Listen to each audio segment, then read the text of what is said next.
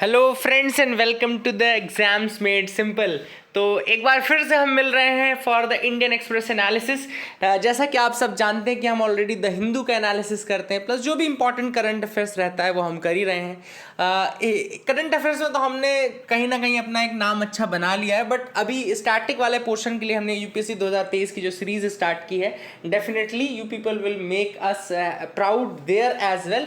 तो अगर आप में से कोई इंटरेस्टेड है, जुड़ना चाहता है, तो नीचे डिस्क्रिप्शन कमेंट में लिंक है, आप वहाँ से जुड़ सकते हैं। आज के इंडियन एक्सप्रेस के एनालिसिस में ऑब्वियसली मैं आपको थोड़ा बता दूं, जो लोग नए आए हैं उन लोग को भी मैं बता दूं कि हम द हिंदू का एनालिसिस सेपरेट करते हैं। इंग्लिश इसमें इंडियन एक्सप्रेस में हम केवल वही चीज़ें डिस्कस करते हैं जो हिंदू में नहीं आई रहती है, या फिर कोई बहुत इंपॉर्टेंट एडिटोरियल है जो कि आते ही हैं। इंडियन एक्सप्रेस के बहुत प्यारे प्यारे आर्टिकल्स आते हैं, वो हम सारी चीज़ें देखते हैं। स्टार्ट करते हैं। आज जो चीज़ मैं सबसे पहले आपको बताऊंगा, द एक्सटेंट ऑफ पॉवर्टी। ये आर्टिकल मौका देता है कि हम कुछ पॉवर्टी एस्टिमेशन की जो कमिटी बनी थी उनके बारे में जानें, उनके बारे में समझें, उनके बारे में पढ़ें, और किस तरीके से मेथडोलॉजी जो है वो चेंज हुई है वो देख लें एक बार। तो मैं आपको अगर हिस्ट्री के स्टार्टिंग बताऊं तो एक वीएम दांडेकर और एन रथ नाम की कमेटी बनी थी, याद रखिएगा। वीएम दांडेकर और एन रथ नाम की कमेटी, याद रखिएगा। अब देखो क्यों इंपॉर्टेंट है, यूपीएससी कैसे आपसे पूछेगा, वो आपको सिंपली पूछ सकता है कि वीएम दांडेकर और एन रथ का कंट्रीब्यूशन इनमें से कौन सी फील्ड में रहा है। ऑप्शन में 4 वो दे देंगे, स्पेस साइंस में रहा है, इसमें देगा एक दे देगा पॉवर्टी एस्टिमेशन में, तो obviously answer will be poverty estimation, याद रखेगा उसको। अब ये जो वीएम दांडेकर और एन रथ थे, they were of the view that poverty line must be derived from the expenditure that was adequate to provide 20 to 50 calories per day in both rural as well as urban areas. तो VM Dandekar और N रथ का ये मानना था कि ऐसा इतना expenditure जिससे आपको 2250 कैलोरी प्रतिदिन मिल सके, चाहे वो रूरल एरिया में हो चाहे अर्बन एरिया में हो, वही पॉवर्टी लाइन एस्टिमेशन होनी चाहिए। मतलब यहाँ पे कैलोरी बेस्ड था, ठीक है ना। मतलब expenditure based poverty line estimation आप बोल सकते हैं, expenditure based poverty line estimation था, लेकिन वो कैलोरी मिनिमम कैलोरी कंजम्पशन पे डिपेंडेंट था। फिर उसके बाद अलग कमिटी 1979 की अलग कमिटी ALAGH अलग कमिटी थी, जो कि टास्क फोर्स कॉन्स्टिट्यूट किया गया था by the planning commission under the chairmanship of YK Alagh. तो वाईके अलग की चेयरमैनशिप में ये एक टास्क फोर्स था जो कि बनाया गया था, प्लानिंग कमीशन ने इसको बनाया था, एंड इसने कंस्ट्रक्ट किया एक poverty line for rural and urban areas on the basis of nutritional requirement and related consumption expenditure. तो वही वाली बात कि यहाँ पे भी न्यूट्रिशनल रिक्वायरमेंट और रिलेटेड जो उसमें कंजम्पशन एक्सपेंडिचर था उसके बेसिस पे ही वाईके अलग ने जो कमिटी थी उसने रिकमेंड किया। तो ये भी एक इंपॉर्टेंट फैक्ट है जो कि आपको पता होना चाहिए। तो I hope you got clarity regarding that as well. इसके बाद अगर हम बात करें पॉवर्टी लाइन एस्टिमेट्स जो है, उसके बाद लकड़वाला कमेटी 1993। तो वाईके अलग कमेटी बताई, वीएम दांडेकर और एन रथ कमेटी बताई। अब लकड़वाला कमेटी जो थी, it was also a task force जिसको डीटी लकड़वाला ने चेयर किया था। इन्होंने based on the assumption that the basket of goods and services used to calculate the consumer price index जो है, ये CPI के बेसिस में इन्होंने बास्केट ऑफ गुड्स बनाए, जिसमें कि CPI industrial workers, CPI agricultural labours, है ना। ये जो कंजम्पशन पैटर्न दिखाता है पुअर का, तो इसके बेसिस पे इन्होंने सजेशन किया था कि consumption expenditure should be calculated based upon calorie consumption as earlier. तो इन्होंने एक तो लकड़वाला ने एक चीज तो बोली कि कंजम्पशन जो होता है आपका एक्सपेंडिचर वो कैलोरी के बेसिस पे होना चाहिए, लेकिन फिर इन्होंने सीपीआई यानी कि कंज्यूमर प्राइस इंडेक्स को भी इंक्लूड किया इन द कैलकुलेशन। तो उन्होंने कहा कि जो पॉवर्टी लाइन है, लेकिन वो सीपीआई आईडब्ल्यू और सीपीआई एग्रीकल्चर लेबर्स के बेसिस पे तय होनी चाहिए, ठीक है ना। तो लकड़वाला कमेटी ने 2 सजेशन दिए। कंजम्पशन एक्सपेंडिचर तो उन्होंने बोला कि भाई कैलोरी कंजम्पशन के बेसिस पे ही कैलकुलेट करो, लेकिन पॉवर्टी लाइन में कंज्यूमर प्राइस इंडेक्स का भी इन्होंने एक वो डाला, ठीक है ना। अब अभी तक जो बात चल रही थी उसको तेंदुलकर कमेटी, जो कि 2009 की तेंदुलकर कमेटी, उसने चेंज किया। अगर आप देखें अभी तक कंजम्पशन का बहुत बड़ा रोल रहा है या कैलोरी का बहुत ज़्यादा रोल रहा है, लेकिन जो तेंदुलकर कमेटी थी 2009 की, उसने कहा कि भाई जो कंजम्पशन पैटर्न आप ला रहे हो ना, ये ऑब्सोलीट कंजम्पशन पैटर्न है और इनको अब हटा देना चाहिए, इनके बेसिस पे डिसाइड नहीं करना चाहिए। तो बेसिकली जो तेंदुलकर कमेटी थी 2009 में जो बनी थी, उसके हिसाब से ये बेसिकली जो चीज़ थी जिसमें कि calculation based upon calorie requirement है, इसको उन्होंने हटाया था। तो there was a shift from calorie consumption based poverty estimation, ठीक है ना। तो इसमें बेसिकली जो कैलकुलेशन था वो मतलब कैलोरी कंजम्पशन बेस्ड नहीं था, रादर देन अलग उसमें उन्होंने बनाया था, ठीक है ना। तो I hope you got clarity regarding the Tendulkar committee. मतलब मैं बेसिक आपको बता रहा हूँ कि कहाँ पे किसका बेसिस बनाया गया, ठीक है।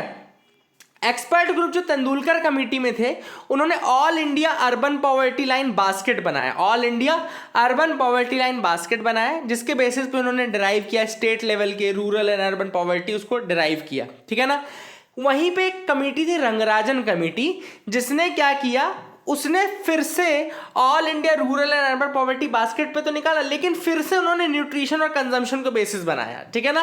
तो रंगराजन कमेटी और तेंदुलकर कमेटी का डिफरेंस ये है कि तेंदुलकर कमेटी बेसिकली कंजम्पशन को अवॉइड कर रही है, कैलोरी रिक्वायरमेंट को अवॉइड कर रही है। वहीं पे जो आपका रंगराजन कमेटी है, उसने बेसिकली फूड कंपोनेंट और फिर से कैलोरी इनटेक और जो आपका कंजम्पशन था उसको दोबारा से उतनी ही वैल्यू देना शुरू किया था। तो ये एक में बेसिक डिफरेंस भी था। I hope you got clarity regarding that as well, ठीक है ना, ये आपको समझ में आ गया होगा, ठीक है। अब यहाँ पर देखो अलग अलग वही चीज के दांडेकर और रथ का जो था वो 1970 में बना था। इन्होंने मिनिमम कैलोरी नीड्स की बात की थी, जो कि एवरेज कंजम्पशन पैटर्न पे बेस्ड होगा। मिनिमम कैलोरी नीड्स 2250, जैसा मैंने आपको बताया, based upon average consumption pattern. इसके बाद इसमें एक दो कमेटी और है, सुखात्मे कमेटी भी थी, उन्होंने भी कैलोरी, और उन्होंने ये कहा कि कैलोरी और न्यूट्रिशन पे जो हम फोकस कर रहे हैं वो मिसप्लेस्ड है ना। सुखात्मे, याद रखिएगा, सुखात्मे इन्होंने कहा था कि कैलोरी एंड न्यूट्रिशन पे जो हम फोकस कर रहे हैं ये मिसप्लेस्ड फोकस है, इस पे नहीं होना चाहिए। फिर मिन्हास का नाम याद रखिएगा, इनकी भी पॉवर्टी एस्टिमेशन में था। इन्होंने भी सजेस्ट किया that calorie and nutrition requirement are largely socially and culturally determined. याद रखिएगा, मिन्हास का भी यही कहना था कि चूंकि जो कैलोरी रिक्वायरमेंट है, न्यूट्रिशनल रिक्वायरमेंट है, ये सोशली एंड कल्चरली डिटरमाइंड होते हैं, इस कारण से भी बायोलॉजिकल नीड्स पे डिपेंड करते हैं। इसलिए मिन्हास ने भी कहा था कि कैलोरी रिक्वायरमेंट के बेसिस पे नहीं होना चाहिए। एंड तेंदुलकर कमेटी फॉर्मली उसने डीलिंक किया था न्यूट्रिशनल नॉर्म्स को पॉवर्टी से, ठीक है ना। न्यूट्रिशनल नॉर्म्स को पॉवर्टी से डीलिंक किसने किया था? तेंदुलकर कमेटी ने किया था। I hope you got clarity. अभी 2022 में एक कमेटी और है, भल्ला, वीरमणि और भसीन। याद रखिएगा, भल्ला, वीरमणि एंड भसीन कमेटी 2022 की, जिसने IMF का वर्किंग पेपर बनाया। इन्होंने एक बहुत बड़ा जॉब किया है, जिसमें उन्होंने डेवलपिंग अ न्यू मेथड, जिसमें उन्होंने नया मेथड बनाया है of interpolation and extrapolation of the consumption expenditure of national sample survey 11-12। तो इन्होंने NSS 11-12 का डेटा लिया है और 11-12 से लेकर के 19-20 तक की सीरीज बनाते हुए इन्होंने कंजम्पशन एक्सपेंडिचर का इंटरपोलेशन एक्स्ट्रापोलेशन करके इन्होंने डेटा निकाला है। तो भल्ला, वीरमणि और भसीन का नाम भी याद रखना, ये आज के एक एक्स्ट्रा लर्निंग भी आपको और पता चल गई। आई hope you got clarity, overall आपको समझ में आ गया होगा। अगली न्यूज़ है, rice fields dry up in Italy's risotto heartland. अब यहाँ पे एक दो जगहें हैं जो लोकेशन बेस्ड क्वेश्चन आते हैं ना, उनके लिए काफ़ी इंपॉर्टेंट रहेगा आपको। तो इटली अपना वर्स्ट ड्रॉट फेस कर रहा है पिछले 70 सालों का, और यहाँ पे एक रिवर का नाम है, रिवर पो वैली लिखा है, रिवर पो वैली लिखा है। तो इस रिवर पो वैली को याद रखना, पहली चीज आपको लोकेशन बेस में। एंड इंडियाज, ये Italy's largest river is turning into a long stretch of sand due to the lack of rain. तो ये रिवर भी है, वो सैंड में कन्वर्ट हो रही है। जैसे इस साल क्वेश्चन आ गया था ना, कौन सी लेक है जो डेजर्ट बन गई है, तो उसी तरीके से ये भी याद रखेगा कि अभी ड्रॉट के कारण ये भी सैंड में कन्वर्ट होती जा रही है। रिवर पो का नाम याद रखेगा। और यहाँ पे आपकी रिवर पो जो है वो इटली में लोकेटेड है। आपको लोकेशन मैंने ऑलरेडी आपको बता दिया है, उसको याद रखेगा। आगे मूव करते हैं, देखते हैं और क्या इंपॉर्टेंट न्यूज आर्टिकल्स है यहाँ पे। Let's move ahead. तो यहाँ तो ऐसा कुछ नहीं है। हाँ, चित्रा रामकृष्णा का नाम आपको याद होगा, चित्रा रामकृष्णा का नाम याद है। अभी एनएसई में कोलोकेशन स्कैम हुआ था, ठीक है ना, कोलोकेशन स्कैम हुआ था ना। तो यहाँ पे चित्रा रामकृष्णा का नाम दोबारा आ रहा है और इसको यहाँ पे अभी फाइन लगाया गया इनके ऊपर for the dark fibre case. अब इसका नाम जरूर याद रखना, this is the very important thing जो मैं आपको बताने जा रहा हूँ। चित्रा रामकृष्णा का नाम आपको याद होगा, एनएसई याद होगा। एनएसई जब आया था तो मैंने आपको बताया था इन्होंने कोलोकेशन स्कैम किया है। कौन सा स्कैम किया है? इन्होंने कोलोकेशन स्कैम किया है। अब यहाँ पे मैं आपको लिख के बता रहा हूँ कि ये जो केस है, कौन सा केस है? यह है डार्क फाइबर केस, ठीक है ना। ये क्या है? डार्क फाइबर केस है। अब ये डार्क फाइबर केस क्या है? तो ये ऑलरेडी आप सबको पता होगा कि इन्होंने जो सर्टेन ब्रोकर फर्म्स थे उनको क्या किया था, अपना जो कहना चाहिए जो उनकी फैसिलिटीज़ है, सर्वर फैसिलिटीज़ है, वो उन्होंने प्रोवाइड कराई थी यूजिंग डार्क फाइबर्स, ठीक है ना। क्या यूज़ किया था? डार्क फाइबर यूज़ करके जो ब्रोकर्स थे, अलग अलग प्राइवेट ब्रोकर्स थे, उनको एनएसई का जो सर्वर है वो प्रोवाइड कराया था। तो जो कोलोकेशन स्कैम है ना, उसी को डार्क फाइबर केस भी कहा जाता है। अब यूपीएससी आपसे क्या करेगा? वो डार्क फाइबर केस पूछता है और वहां पे अगर आपको कोलोकेशन पता है तो आप नहीं कर पाते, या एनएसई का स्कैम है वो आप नहीं समझ पाते। इसलिए भी ये इंडियन एक्सप्रेस जरूरी होता है। तो I hope you got clarity regarding that as well, आपको समझ में आ गया होगा। अगला जो टॉपिक है इंडिया की एमआरएनए कोविड वैक्सीन। तो अब यह कंट्री ने अपनी पहली होम ग्रोन एमआरएनए कोविड-19 वैक्सीन बना ली है, जिसका नाम है जेमकोवैक। याद रखिएगा, जेमकोवैक 19 डेवलप किया गया है पुणे के जिनोवा बायोफार्मास्यूटिकल्स द्वारा एंड इसको रिस्ट्रिक्टेड इमरजेंसी यूज अप्रूवल दिया गया है। अब देखो एमआरएनए वैक्सीन काम कैसे करती हैं। तो जो ट्रेडिशनल वैक्सीन होती हैं अमूमन या तो उनमें इनएक्टिवेटेड वायरस डाला जाता है या फिर वायरस का एक पार्ट डाला जाता है जो कि फिर बाद में आपके अंदर इंजेक्ट किया जाता है। एक एमआरएनए वैक्सीन जो रहती है उसमें वायरस या वायरस का पार्ट या इनएक्टिवेटेड वायरस नहीं डाला जाता, रादर देन दैट उसको उसमें एक मैसेज इनक्रिप्टेड रहता है या फिर उसमें वो तरीका रहता है जिसमें वो बॉडी के अंदर आने के बाद वो वायरस के पार्ट में या वायरस के फॉर्म में वो अपने आप को कन्वर्ट करके फिर एंटीबॉडी आपकी जनरेट करता है, ठीक है ना। तो ये जो एमआरएनए वैक्सीन है ये इंस्ट्रक्ट करता है बॉडी को कि वो खुद पार्ट ऑफ वायरस को क्रिएट करे, ठीक है ना। एमआरएनए वैक्सीन खुद इंस्ट्रक्ट करता है बॉडी को कि वो अपने आप क्रिएट करे पार्ट ऑफ द वायरस को, ठीक है ना।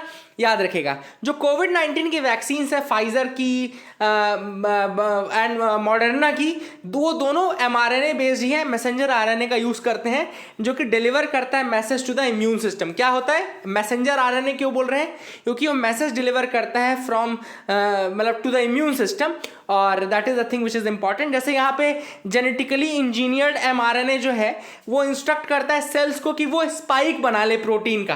प्रोटीन में ये जो आपको पता ना कोविड वायरस में स्पाइक्स था, तो ये जो जेनेटिकली इंजीनियर्ड एमआरएनए थे ये इस बॉडी के अंदर आके स्पाइक्स क्रिएट करके फिर एंटीबॉडी जनरेट करने का काम करते हैं, ठीक है ना। एंड फिर वो रिस्पॉन्स करते हैं टू द स्पाइक प्रोटीन और उसको इंजीनियर्ड रहते हैं ऑब्वियसली, तो उस तरीके से बनाया जाता है कि वो उसको एंटीडोट की तरह काम करता है और उसके अगेंस्ट काम करने लगता है, ठीक है। और एक और एडवांटेज है एमआरएनए वैक्सीन का, it requires small dosage than that of the traditional vaccine. जो आपकी इनएक्टिवेटेड वायरस वाली या इस तरह के वायरस के पार्ट वाली वैक्सीन होती है ना, उसमें आपको उसका ज़्यादा डोज लेना पड़ता है, लेकिन अगर एमआरएनए वैक्सीन है तो वहाँ पे आपको उसका कम डोज लेकर ही काम हो जाएगा, ठीक है ना। एमआरएनए एक फ्रेजाइल होता है, ब्रेक इजीली हो जाता है, इसीलिए vaccines based on this platform need to be stored at extremely low temperatures to prevent a breakdown. इसीलिए इनको बहुत कम टेम्परेचर में रखा जाता है। अब आपको पता है कि इंडिया एक ट्रॉपिकल कंट्री है, बहुत कम टेम्परेचर पॉसिबल नहीं है, इसलिए इंडिया में जो वैक्सीन है इसको स्टोर किया जाता है पाउडर फॉर्म में और इसका कन्वर्जन होता है from liquid to powder form by a process known as lyophilization की प्रोसेस ही कन्वर्ट होता है, ठीक है ना। इसको फ्रीज ड्राइंग भी कहा जाता है, फ्रीज ड्राइंग भी कहा जाता है। इसमें freezing the product and subjecting it to a vacuum, इसमें फ्रीज करते हैं और उसको वैक्यूम में डाल देते हैं ताकि पानी पूरा हट जाए, रिमूव हो जाए, है ना। तो that is how it is there and ice state से उसको फिर वेपर स्टेट में कन्वर्ट होता है बाय प्रोसेस कॉल्ड सब्लिमेशन, है ना। तो ये तो आपको बेसिक बता दिया, I hope you got clarity. History and legend of Amarnath Yatra already मैंने एक वीडियो में डिस्कस किया हुआ है ना, तो आप वो वीडियो जरूर देख लेना, नीचे लिंक डिस्क्रिप्शन कमेंट में है, काफ़ी इंपॉर्टेंट आर्टिकल है, जरूर देखिएगा। That is the thing which is there, ये आप याद रखिएगा इसको। That is it for today's newspaper analysis. I hope you like our video, do like and subscribe, keep loving us, keep sharing us, thank you and have a nice day.